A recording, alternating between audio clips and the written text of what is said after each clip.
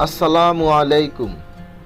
আজ আমরা জানব ডালিম সম্পর্কে, যেটি কোরআন ও হাদিস দুটোতেই উল্লেখ রয়েছে। এই ফল আমাদের শরীরের জন্য যেমন উপকারী, তেমনি আখিরাতের কথাও স্মরণ করিয়ে দেয়, কারণ এটি জান্নাতের ফল।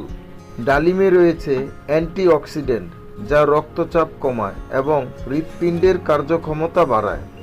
ডালিম রক্তে হিমোগ্লোবিন বাড়ায়, এটি রক্তশূন্যতা দূর করে ও রক্তকে বিশুদ্ধ করে। ডালিমে রয়েছে ভিটামিন সি, কে, পলিফেনল, যা ভাইরাস ও ব্যাকটেরিয়ার বিরুদ্ধে লড়াই করে। গবেষণায় দেখা গেছে ডালিম স্মৃতিশক্তি বাড়াতে সাহায্য করে এবং মানসিক চাপ কমায়। ডালিমের রস ত্বকের উজ্জ্বলতা বাড়ায় এবং বয়সের ছাপ রোধ করে। ডালিমের রস পেট ঠান্ডা রাখে ও বদহজম দূর করে। ডালিম ক্যান্সার প্রতিরোধে সহায়ক। ডালিমের উপাদানগুলো শরীরের টিউমার বা ক্যান্সার কোষ বৃদ্ধি রোধ করে। যে ব্যক্তি আল্লাহর নিয়ামতের কদর করে, আল্লাহ তাকে আরও দেন।